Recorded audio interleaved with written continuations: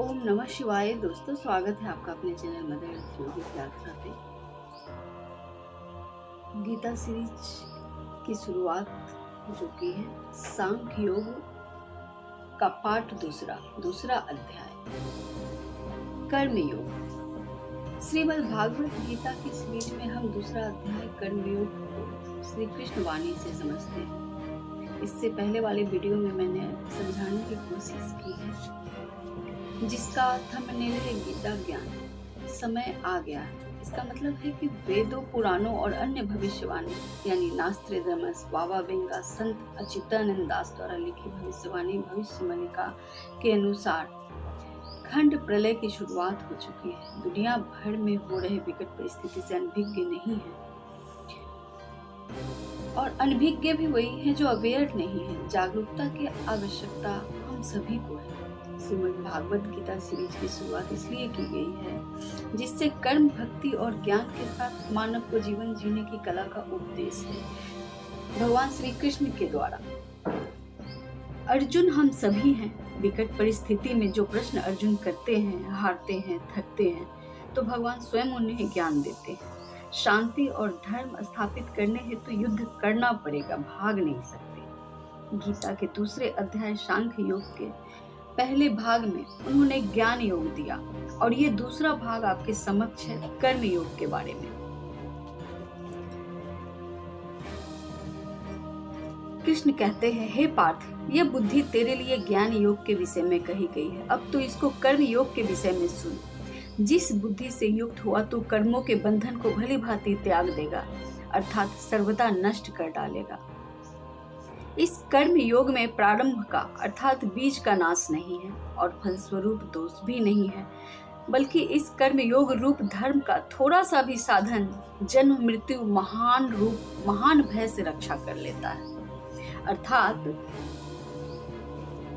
कृष्ण कह रहे हैं हमें क्या कर्म करने चाहिए, कर्म क्या है, सही कर्म का मार्ग दिखाते हुए आइए श्री कृष्ण वाणी को सुनते हैं। श्री कृष्ण कहते हैं, ये बुद्धि तेरे लिए ज्ञान योग के विषय में कही गई है, और अब तू इसे कर्म योग के विषय में सुन। जिस बुद्धि को धारण करके तुम कर्म से सभी बंधनों को भली भांति त्याग देगा, अर्थात हमेशा के लिए नष्ट कर डालेगा। और इस प्रकार अगर कर्म करोगे तो कोई भी कर्म में ज्ञान को बेस बनाकर किया जाए अगर, तो इसके परिणाम फल स्वरूप दोष भी नहीं है, बल्कि ये तुम्हारा धर्म बन जाएगा और जन्म और मृत्यु जैसे महान भय से रक्षा कर लेता है। हे अर्जुन, इस कर्म योग में निश्चयात्मिका बुद्धि एक ही होती है, किंतु स्थिर विचार वाले विवेकहीन साकाम मनुष्यों की बुद्धियां निश्चय ही बहुत भेदों वाली और अनंत होती है। अर्थात हे अर्जुन, इस कर्म में यानी ज्ञान और कर्म को शामिल किया जाने वाला कार्य में तुम्हारी दृढ़ता अटल रहती है। ज्ञान के साथ जो कर्म हम काम करते हैं, ज्ञान को शामिल करके, वैसे काम में हम सबकी दृढ़ता अटल रहती है, क्योंकि ज्ञान ही तुम्हारी बुद्धि को चला रहा होगा। किंतु अस्थिर विचार वाले, विवेकहीन और कामना को प्राप्त व्यक्ति की बुद्धियां निश्चय ही बहुत भेदों वाली और अनंत होती हैं। मतलब उनका जो दिमाग है वो एक जगह स्थिर रहेगा ही नहीं। अगर वो कुछ करने जाएंगे तो 100 बातें चलते रहेंगी उनके माइंड में। ये कहना चाह रहे हैं, यानी ज्ञान प्राप्त व्यक्ति सिर्फ और सिर्फ ज्ञान को ही आधार बनाकर कार्य करते हैं। सिर्फ और सिर्फ उनका एक लक्ष्य रहता है, एक डेडिकेशन रहता है कि इस कार्य को संपन्न किया जाए, इस कार्य को पूरी तरह से शामिल होकर किया जाए। उनका एक ही आधार रहता है ज्ञान। परंतु विवेकहीन पुरुष, जिनके मन में कामना, लालच, ईर्ष्या, अहंकार, इन सभी ने अपना डेरा जमाया हो, तो उनकी बुद्धि कभी ईर्ष्या, कभी अहंकार, गुस्सा, यही सब चलाएंगी, यही सब चला रही होती हैं। हे अर्जुन, जो भोगों में तन्मय हो रहे हैं, जो कर्म फल के प्रशंसक वेद वाक्यों में ही प्रीति रखते हैं, जिनकी बुद्धि में स्वर्ग ही परम प्राप्य वस्तु है और जो स्वर्ग से बढ़कर दूसरी कोई वस्तु नहीं है, ऐसा कहने वाले हैं वे अविवेकी जन इस प्रकार की जिस पुष्पित अर्थात देखने में शोभा युक्त वाणी को कहा करते हैं, जो कि जन्म रूप कर्म फल देने वाली एवं भोग तथा ऐश्वर्य की प्राप्ति के लिए नाना प्रकार की बहुत सी क्रियाओं का वर्णन करने वाली हैं, उस वाणी द्वारा जिनका चित्त हर लिया गया है, जो भोग और ऐश्वर्य में अत्यंत आसक्त हैं, उन पुरुषों की परमात्मा में निश्चयात्मिका बुद्धि नहीं होती। कहने का तात्पर्य ये है, जो भोग में ही तन्मय हो रहे हैं, जो कर्म फल के प्रशंसक वेद वाक्यों में ही प्रीति रखते हैं, मतलब कर्म के फल की प्रशंसा करते हैं और वेद वाक्य जैसे सुन लिया भाई, हाँ कृष्ण ने ये गीता में कहा है, वेद में ऐसा है, पुराणों में ऐसा लिखा है, जो केवल वाचन करना जानते हैं कि थोड़ी सी ज्ञान प्राप्ति कर ली और बैठकर सभी के बीच में कि भाई इतना चर्चा के लिए अगर मैं बैठूं, इनके बीच उनके बीच तो सब विषयों की थोड़ी थोड़ी चर्चा मेरे लिए होनी चाहिए, ताकि मैं चर्चा का विषय बन सकूं और नॉलेजेबल बन सकूं, दिख सकूं, एक्चुअली बन नहीं सकूं, दिख सकूं। तो जिनकी बुद्धि में स्वर्ग ही परम प्राप्य वस्तु है, जो वो चाहते हैं कि स्वर्ग मिल जाए, एक लास्ट डेस्टिनेशन जो उनकी आत्मा की होती है कि वो स्वर्ग प्राप्ति की होती है, उससे बड़ी उन्हें कोई वस्तु नहीं दिखती। और अविवेकी जन इस प्रकार की पुष्पित अर्थात देखने में शोभा युक्त वाणी को कहा करते हैं, मतलब देखने में वो फूल की तरह है, सजी हुई है, बहुत लगेगा कि अब सामने वाला बहुत वेटफुल इंसान है, बहुत नॉलेजेबल है।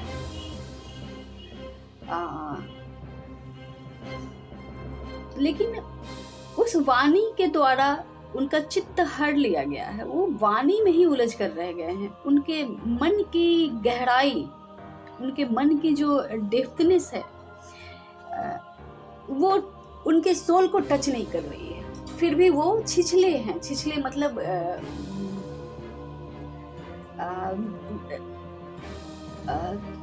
वेटफुल एक कहते हैं हम लोग अपने भाषा में कि एक वेटफुल इंसान अगर सामने है और एक का छिछलापन बड़बोलेपन से पता चल जाता है। तो इस प्रकार की बड़बोलेपन या वो तमाम प्रकार के पीडी क्लासेस करते हैं, जैसे पर्सनालिटी डेवलपमेंट क्लासेस, ये नॉलेज लेना, वो नॉलेज लेना, ताकि मैं कहीं भी एम्बैरेस फील ना कर सकूं। लेकिन ये भी अधूरा है, ये भी पूर्ण नहीं है। और ऐश्वर्य में आसक्त है वो, उन्हें चाहिए कि अपने आप को बहुत सुसज्जित रखना, आसपास की वस्तुएं जितनी सारी कीमती होनी चाहिए और दिखावे में विश्वास रखना। तो उन पुरुषों की परमात्मा में निश्चयात्मिका बुद्धि नहीं होती, मतलब वो निश्चित रूप से नहीं होती। वो कहते तो हैं सारी बातों को, हाँ भगवान होते हैं, नहीं होते, लेकिन उनमें दृढ़ एक विश्वास, एक बेस होता है ना, एक वो नहीं होता। आगे कहते हैं कृष्ण, हे अर्जुन, वेद उपयुक्त प्रकार के 3 गुणों के कार्य रूप समस्त भोगों एवं उनके साधनों का प्रतिपादन करने वाले, इसलिए तो उन भोगों एवं उनके साधनों में आसक्तिहीन, हर्ष शोकादि द्वंद्वों से रहित नित्य वस्तु परमात्मा में स्थित योग क्षेम, कौन चाहने वाला और स्वाधीन अंतःकरण वाला हो। कहते हैं कि ऊपर की जितनी भी बात मैं इससे पहले बोला हूँ, वो समस्त भोग एवं उनके साधनों का प्रतिपादन करने वाले हैं। जितने भी भोग हैं और उसका साधन, उस साधन को लेने वाले हैं और उसी साधन पर चलने वाले हैं, ऐसे इंसान।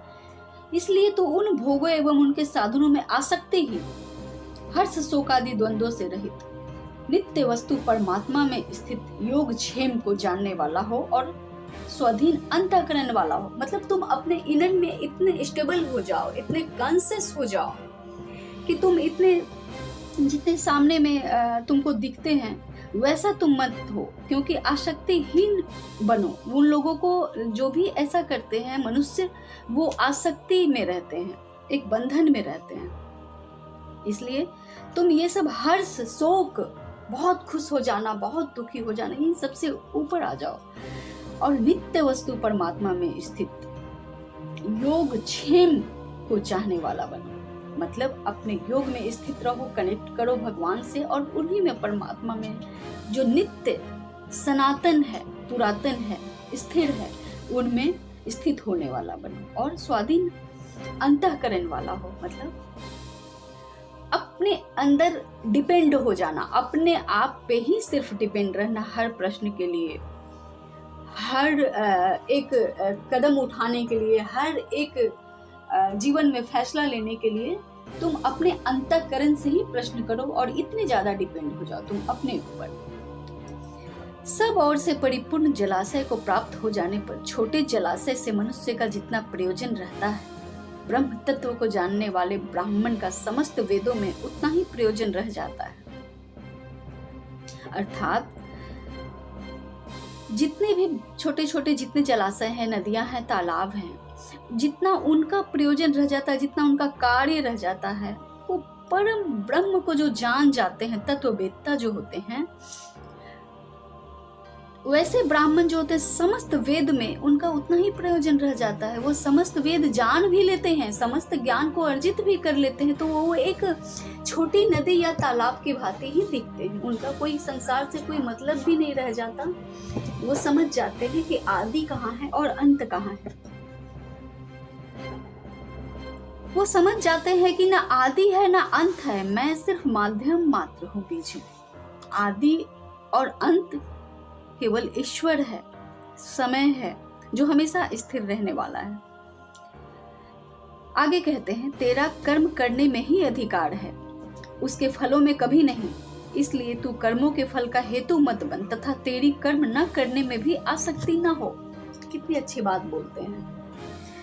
तुम्हारा सिर्फ कम काम करने में अधिकार है, तुम्हारा कार्य करने में, कर्म करने में अधिकार है। इसके फल में तुम्हारा अधिकार नहीं है कि इस कार्य को करने के बाद मुझे फल की प्राप्ति हो जाए, ऐसा आसक्ति तुम्हें नहीं होनी चाहिए, क्योंकि इस पे तुम्हारा अधिकार नहीं है।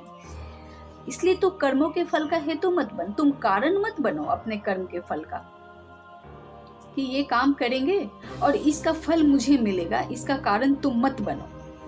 तथा तेरी कर्म न करने में भी आसक्ति न हो। अब यहाँ कितनी दो तरह की बातें हैं ना।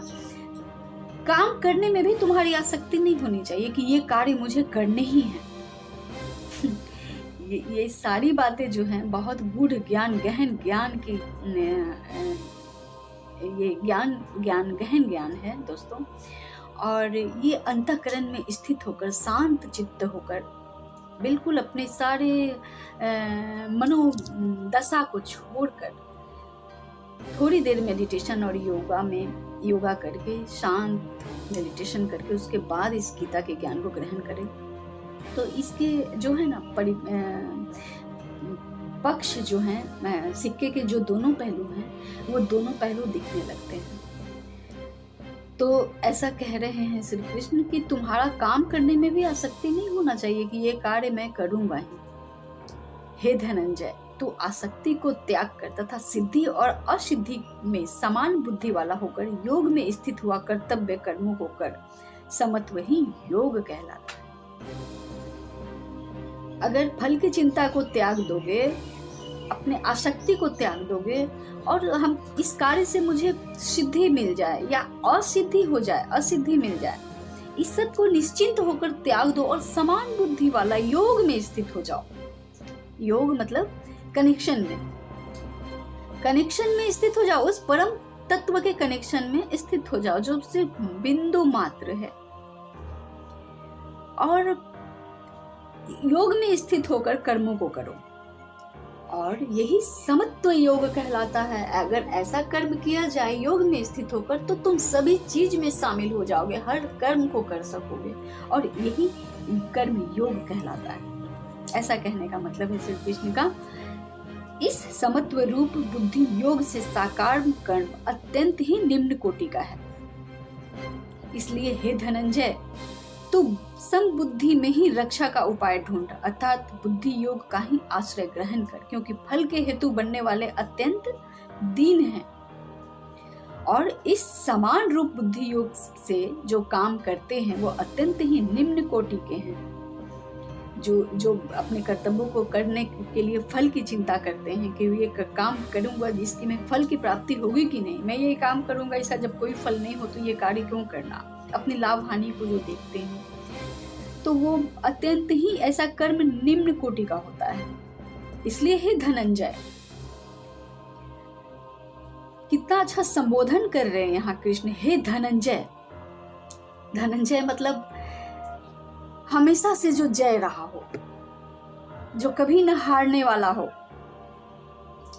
तो सम बुद्धि में ही रक्षा का उपाय ढूंढ, समान बुद्धि में ही, मतलब अपने माइंड को स्टेबल करके अपने एकाग्रता में, ध्यान में ही अपने रक्षा का उपाय ढूंढो। बुद्धि योग का ही आश्रय ग्रहण करो, क्योंकि फल के हेतु बनने वाले अत्यंत दीन हैं। जो भी कर्म फल की चिंता करते हैं और जो चाहने वाले हैं वो बहुत दीन है, वही सबसे ज्यादा गरीब हैं। जो किसी कार्य को करते हैं फल की चिंता समझकर कि फल मुझे नहीं मिलेगा तो मैं ये, जैसे अगर कोई ज्योतिषी कह देते हैं कि आप ये दान करो, जल चढ़ाओ, तो क्या करने लग जाते हैं, सभी करने लग जाते हैं कि अब उठा उठा के दान करने लग जाते हैं, जाते हैं शिव जी को जल चढ़ाने लग जाते हैं। लेकिन ऐसे कार्य करने से, ऐसे कर्म करने से उन्हें नहीं मिलेगा जब तक वो योग स्थिति में नहीं आएंगे। जब तक योग स्थिति में आने का मतलब क्या है कि आपके मन, बुद्धि, चित्त को आपने अपने बस में कर लिया है, और वो जो प्रेरणा देता है अपने मन से करने का, एक समर्पण भाव जो होता है, सरेंडर जो होता है उस भगवान के प्रति। तो इस सरेंडर के भाव से अगर न किया गया, सिर्फ कर्म को हम समझेंगे कि दान देने से मेरा ये कार्य सिद्ध हो जाएगा, जल चढ़ाने से मेरा ये कार्य सिद्ध हो जाएगा, तो ऐसा नहीं होता। क्योंकि ये तो काम वही हो गया कि क्योंकि फल के हेतु बनने वाले अत्यंत दीन है, यहाँ कृष्ण ने कह दिया। सम बुद्धि युक्त व्यक्ति पुण्य और पाप दोनों को इसी लोक में त्याग देता है, अर्थात उनसे मुक्त हो जाता है। इसलिए तो समत्व रूप योग में लग जा। इस समत्व रूप योग ही कर्मों में कुशलता है, अर्थात कर्म बंधन से छूटने का उपाय है। कितनी अच्छी बात उन्होंने क्लियर कर दी है यहाँ पे कि जो समान बुद्धि के व्यक्ति हैं वो पुण्य और पाप को इसी लोक में त्याग देते हैं। मतलब कितने भी जन्मों का पाप क्यों न हो, अगर इस प्रकार कर्म योग को किया जाए, गीता जो भागवत गीता के अनुसार अगर कर्म को किया जाए तो कितने भी जन्मों का पाप क्यों न हो, वो इसी लोक में, इसी जीवन में उसका खात्मा हो जाता है, इसी लोक में त्याग देते हैं, अर्थात उनसे मुक्त हो जाते हैं। इसलिए तू समत्व रूप योग में लग जा। इसलिए भगवान कहते हैं कि तुम समान रूप से कार्य करो, योग में लग जाओ। इस योग से, यह समत्व रूप योग ही कर्मों में कुशलता है, अर्थात कर्म बंधन से छूटने का उपाय है।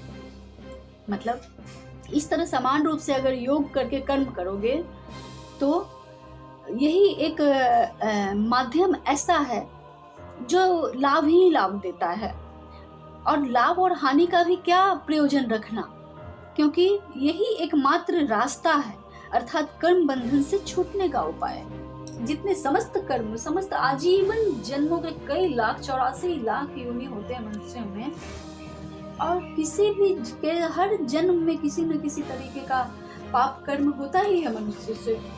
बहुत सारी गठरी भी होती है, बहुत सारे बैगेज होते हैं, तो वैसे कर्म बंधन से भी छूट जाते हैं अगर ऐसे कर्म समान रूप से योग करके कर्म में लगने पे।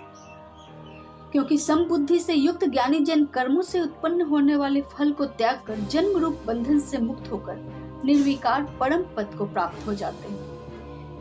समान बुद्धि से अगर इस तरह कर्म किया जाए, जो ज्ञानी जन होते हैं अगर वो समान बुद्धि से कर्म करते हैं कि इसकी मुझे फल की चिंता नहीं करनी, ये कर्म है मेरा, ये मानव जीवन में जो मुझे जन्म मिला, उस जीवन के जो जीवन यापन के जितने सारे छोटे छोटे जितने कर्म को करते हुए और जितने उससे बड़े कर्म करते हुए और उससे उत्पन्न जो फल प्राप्त होते हैं, मैंने अपने जीवन में सोचते हैं सभी लोग कि मैंने अपने जीवन में इस चीज को अचीव किया, उस चीज को लॉस किया, तो इन सभी को त्याग करके जन्म रूप बंधन से मुक्त होकर उसके बाद बिल्कुल स्टेबल होकर, शांत होकर, स्थिर होकर ये आशा नहीं रखना कि फिर अगले जन्म में मुझे ऐसा जन्म मिलेगा, या पिछले जन्म में बहुत सारे पाप कर्म मैंने किए हैं, शायद इसलिए ये जन्म मेरा इतने दुखों भरा है। इन सभी बंधनों से मुक्त होकर निर्विकार परम पद को प्राप्त हो जाते हैं। मतलब वो ऐसे पद को प्राप्त होते हैं जिसमें कोई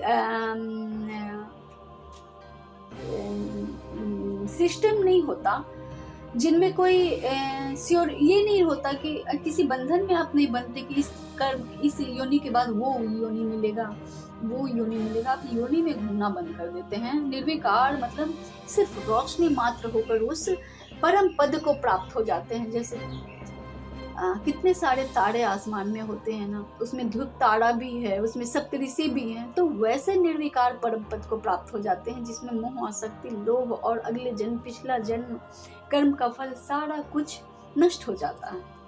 तो उस परम पद की बारे में बात कर रहे हैं श्री कृष्ण। जिस काल में तेरी बुद्धि मोह रूप दलदल को पार कर जाएगी, उस समय तू सुने हुए और सुनने में आने वाले इस लोक और परलोक संबंधी सभी भोगों से वैराग्य को प्राप्त हो जाएगा। कृष्ण कह रहे हैं जिस समय में तेरी बुद्धि मोह रूप दलदल को पार कर जाएगी, आप समझ जाएंगे कि ये मैट्रिक्स क्या है, जीवन क्या है, मृत्यु क्या है, आसक्ति क्या है, परिवार क्या है, माता पिता, भाई बहन, पति पत्नी, बच्चे, ये सब क्या है जिनसे हमको आसक्ति मिली हुई है इतना ज्यादा। ये सब हमारे एक जीवन में एक सहयोग देने का, अपने इस जीवन के उस योनि को पार करने का, कुछ लेसन्स लेके पार करने के बारे में यहाँ बात हो रही है। कि जब अगर ऐसा हो जाएगा कि आप लेसन्स ले रहे हैं कि यहाँ मेरा जन्म क्यों हुआ है, किस लिए हुआ है, तो आप सभी से इतने अच्छे तरीके से पेश आते हैं और कोई आसक्ति और मोह भी नहीं रह जाता है। एक जैसे एक नाट्य कर्म होता है ना, जैसे एक नाटक किया जाता है, हम लोग भी तो भगवान के एक मन विचार के प्रकट स्वरूप है।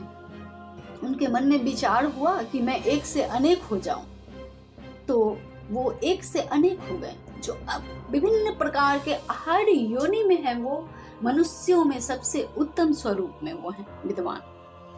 तो इस सारे मोह को दलदल को पार हो जाते हैं हम लोग, कि जितने भी मोह रूपी आसक्ति रूपी है उन सबको पार कर जाएगी। उस समय तो सुने हुए और सुनने में आने वाले इस लोक और परलोक संबंधी सभी भोगों से वैराग्य को प्राप्त हो जाएगा। अब आपकी जानकारी में जितनी भी यहाँ की चीजें हैं, जितनी नॉलेज आप ले रहे हैं, जितने ज्ञान ले रहे हैं, अगर उस लेवल तक पहुंच जाते हैं कि उस क्षण में कि मोह छूट गया, उस जितनी भी मैट्रिक्स रूपी दलदल है और जितने भी अंतरिक्ष में जितने भी ज्ञान है, ईश्वर का निकट है, ईश्वर के ज्ञान है, इन सभी भोगों से इस लोक और परलोक, यानी आपको स्वर्ग मिलेगा या नरक मिलेगा, इस संबंधी सभी भोगों से वैराग्य को प्राप्त हो जाएगा। ऐसा अर्जुन कह रहे हैं कृष्ण को। लेकिन हम लोग यहाँ क्या सुन रहे हैं, हम लोग ही अर्जुन हैं और हम लोगों का ही प्रश्न है भगवान से, श्री कृष्ण से, जो इस मानव शरीर में आकर मानव जीवन को जीने की कला दे गए। भिन्न भिन्न वचनों को सुनने से विचलित हुई तेरी बुद्धि जब परमात्मा में अचल और स्थित हो जाएगी, तब तू योग को प्राप्त हो जाएगा, अर्थात तेरा परमात्मा से नित्य संयोग हो जाएगा। मतलब जितने भी प्रकार के यहाँ वचन सुने जाते हैं, ये करो, वो न करो, या ऐसे भगवान, ऐसे पूजा करो, ऐसे पाठ करो, ये ध्यान करो, वैसे करो, जितने भी मन विचलित होती हैं हम मानवों की कि क्या करना चाहिए कि ऐसा हो, ऐसा क्यों है, बहुत सारे प्रश्न होते हैं। अगर ये सब विचलित हुए तेरी बुद्धि, जब इन सबों को पार करती है, जब हमारी बुद्धि परमात्मा में स्थित हो जाती है, बिना कोई अचल हुए कि कोई उसको फिर डिगा नहीं सकता, वो समझ जाता है, अपने योग स्वरूप में आ जाता है, तो योग को प्राप्त हो जाएगा, अर्थात तेरा परमात्मा से नित्य संयोग हो जाता है। तो मनुष्य परमात्मा से हमेशा के लिए मर्ज हो जाते हैं उस परमात्मा में। जब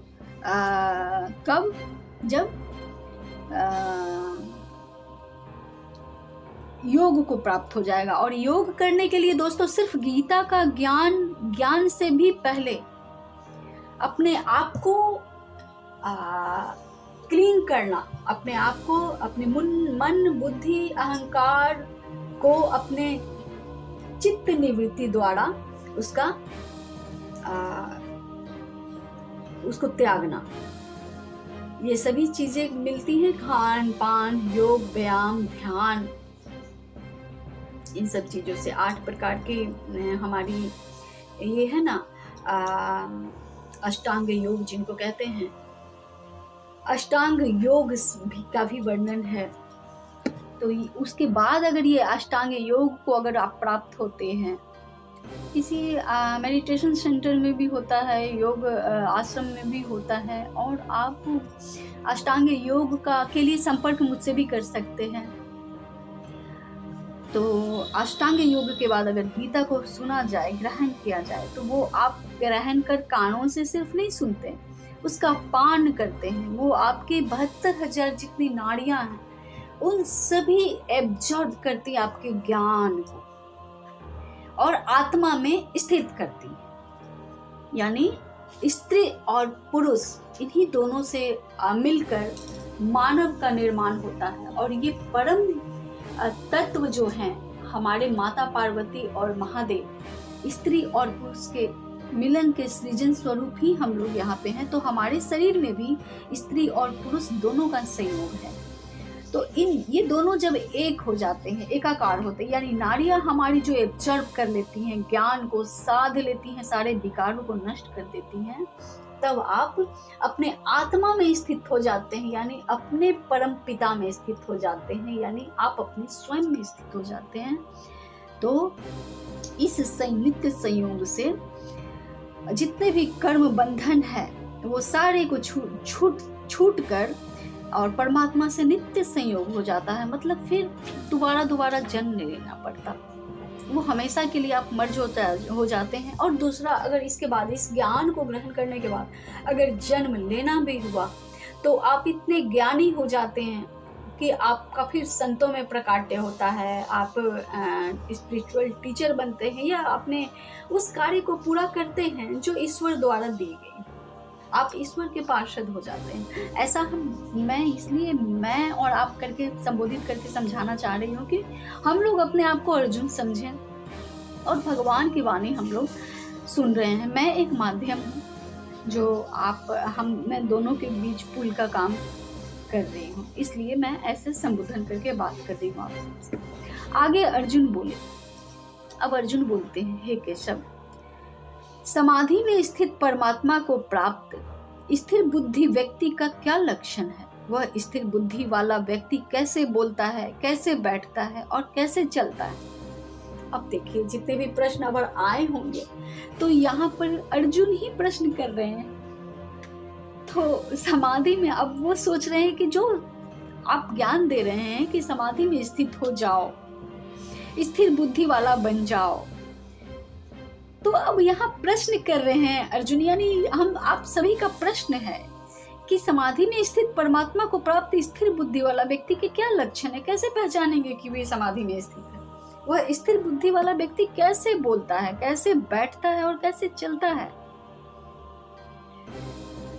बहुत उत्तम प्रश्न।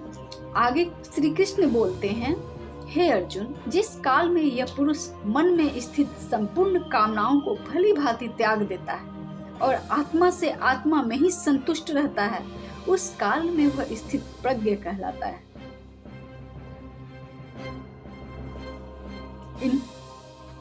अर्थात जिस काल में पुरुष अपने मन में स्थित संपूर्ण कामनाओं को भली भांति त्याग देता है, सारे चीज हम जब सरेंडर करते हैं भगवान को, तो सारी चीज को हम रिलीज कर देते हैं। अपनी जितने भी जिनसे कोई शिकायत हुई हो, झगड़े हुए, जितने पाप कर्म है, पुण्य कर्म, सारे चीज को हम लोग अपने परमात्मा के चरण में जाकर समर्पित कर देते हैं, यानी सरेंडर कर देते हैं।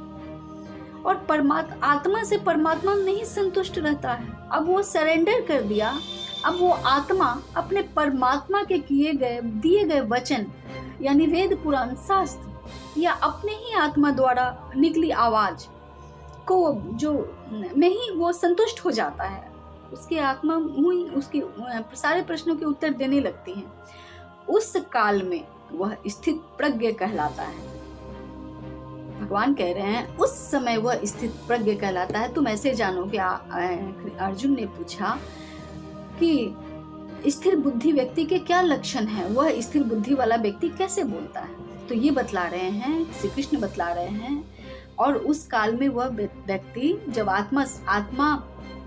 आत्मा में ही संतुष्ट रहता है तो वह व्यक्ति स्थित प्रज्ञ कहलाता है, यानी वो स्थित रहता है। उसे आप एक एकाग्र व्यक्ति कह सकते हैं, ध्यानस्थ व्यक्ति कह सकते हैं, चैतन्य व्यक्ति कह सकते हैं, ऐसे जाना जाता है। दुखों की प्राप्ति होने पर जिसके मन में उद्वेग नहीं होता, सुखों की प्राप्ति में जो सर्वदा निष्प्रिय है तथा जिसके राग भय और क्रोध नष्ट हो गए हैं, ऐसा मुनि स्थिर बुद्धि कहा जाता है। मतलब जो दुख में ज्यादा दुखी नहीं होता,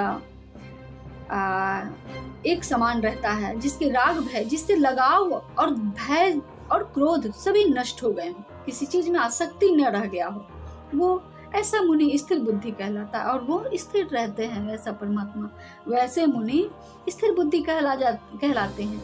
जो पुरुष सर्वत्र स्नेह रहित हुआ, उस शुभ या अशुभ वस्तु को प्राप्त होकर